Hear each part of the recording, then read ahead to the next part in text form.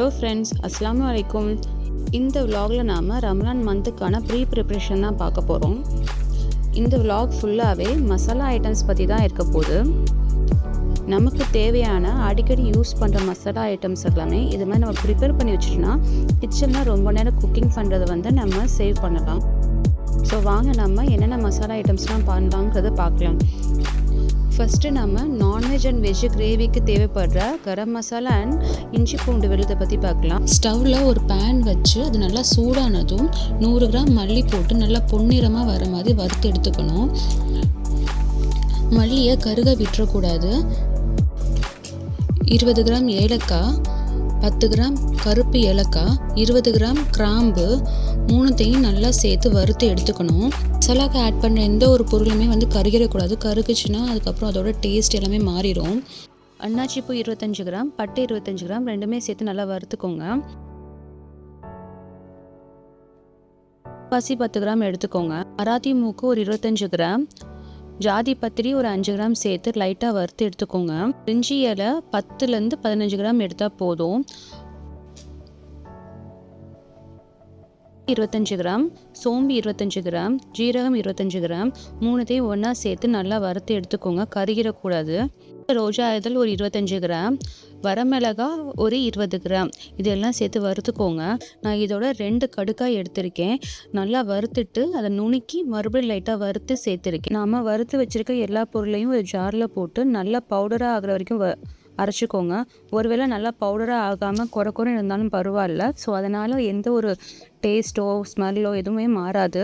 இதை நம்ம ஒரு ஏர்டைட் கண்டெய்னரில் போட்டு 3 to 6 months வரைக்கும் நம்ம யூஸ் பண்ணிக்கலாம். நம்ம இஞ்சி பூண்டு விழுது எப்படி பண்ணுறதுன்னு பார்க்கலாம்.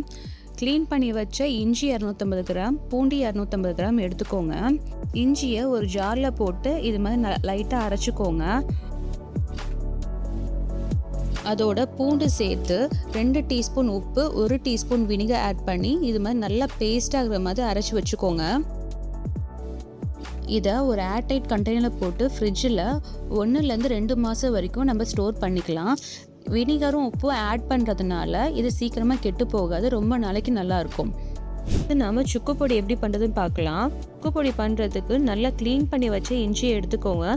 அதை இந்த மாதிரி சின்ன சின்ன பீஸாக கட் பண்ணி உரலில் போட்டு நல்லா இது மாதிரி நசுக்கி எடுத்து வச்சுக்கோங்க. நசுக்கி வச்ச எல்லா இஞ்சியையும் ஒரு தட்டில் போட்டு வெயிலில் 2லேருந்து 3 நாளைக்கு நல்லா காய விடுங்க. இது மாதிரி நல்லா காஞ்சதும் ஒரு ஜாரில் போட்டு நல்லா பவுடர் ஆகிற மாதிரி அரைச்சி வச்சுக்கோங்க. தேவைப்பட்டால் சளிச்சு கூட வச்சுக்கோங்க. இஞ்சி இல்லாத போது நான் இந்த சுக்கு பொடி போட்டு தான் டீ போடுவேன். டீ ரொம்ப நல்லாவே இருக்கும். சளிக்கும் இது ரொம்ப ரொம்ப நல்லது. நோம்பு கஞ்சிக்கு சைட் டிஷ்ஷாக நம்ம அதிகமாக பஜ்ஜி போண்டாவை தான் சாப்பிடுவோம்.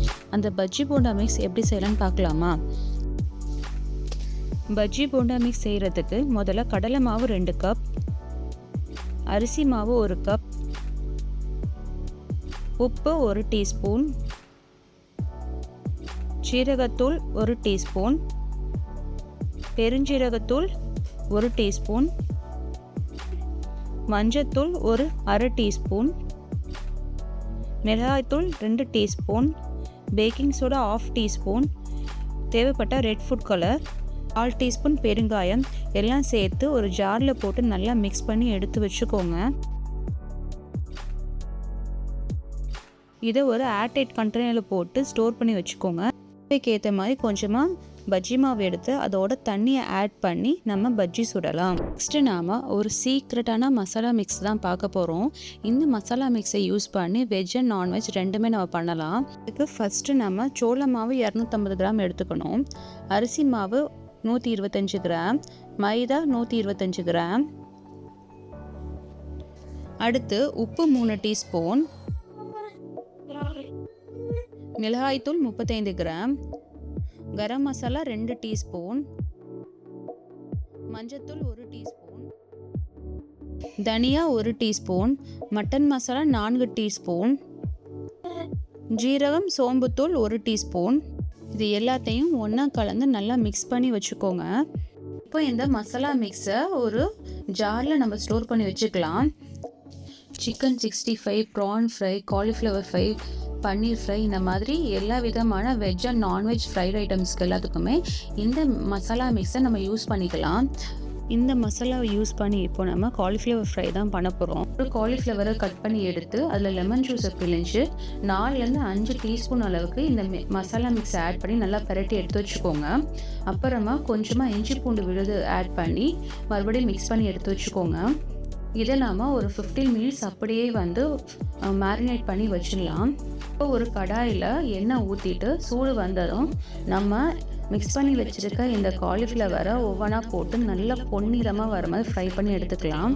இந்த கோபி ஃப்ரை வெளியே கடையில் வாங்குறத விட ரொம்பவே சூப்பராக கிறிஸ்பியாக டேஸ்டியாக இருக்குங்க. நீங்கள் ஒரு தடவை ட்ரை பண்ணி பாருங்கள். நிறைய வீட்டில் தினமும் ரசம் செய்கிற பழக்கம் இருக்கும். அவங்களுக்கு இந்த ரசப்பொடி ரெசிபி ரொம்பவே யூஸ்ஃபுல்லாக இருக்கும். இதை யூஸ் பண்ணி நம்ம ஒரு 5 நிமிஷத்துக்குள்ளேயே ரசம் வச்சிடலாம். பொடி செய்கிறதுக்கு வரமிளகா ஒரு 8 எடுத்து வறுத்து எடுத்து வச்சுக்கணும். மிளகு 1/4 கப்,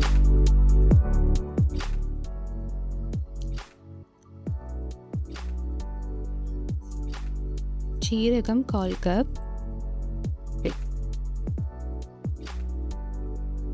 எல்லாம் லைட்டாக வறுத்துக்கோங்க.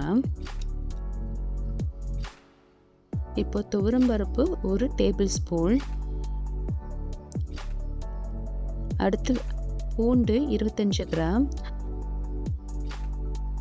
கருவேப்பிலை கொஞ்சமாக எடுத்து வறுத்துக்கோங்க.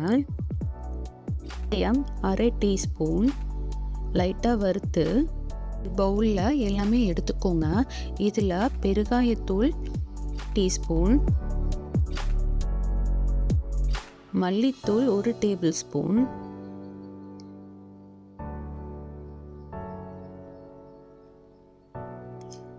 மஞ்சள் தூள் 2 டீஸ்பூன் எல்லாம் சேர்த்து ஒரு ஜாரில் ட்ரான்ஸ்ஃபர் பண்ணி நல்லா அரைச்சி எடுத்து வச்சுக்கோங்க. கொரன்னு அரைச்சாலே போதும். நம்மளோட ரசப்பொடி ரெடி. இதே மாதிரி யூஸ்ஃபுல்லான வீடியோஸ்க்கு நம்ம சேனலை சப்ஸ்கிரைப் பண்ணுங்கள்.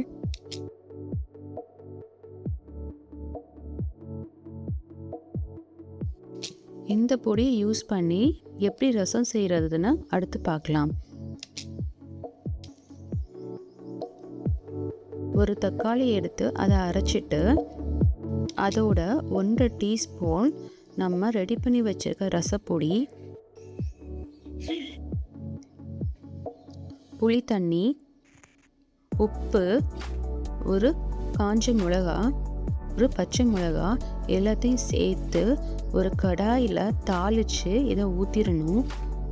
நல்லா ஒரு கொதி வந்ததும் நறுக்கி வச்ச கொத்தமல்லி தலையை தூவி இறக்கிடணும். ரசம் ரெடி. இந்த வீடியோ உங்களுக்கு ரொம்பவே யூஸ்ஃபுல்லாக இருக்கும்னு நினைக்கிறேன். இந்த மாதிரி மசாலா ஐட்டம்ஸ்லாம் ரெடி பண்ணி வச்சிட்டிங்கன்னா உங்களுக்கு கிச்சனில் ரொம்பவே டைம் சேவ் ஆகும். வீடியோ உங்களுக்கு பிடிச்சிருந்துச்சுன்னா லைக் அண்ட் ஷேர் பண்ணுங்கள். தேங்க்யூ.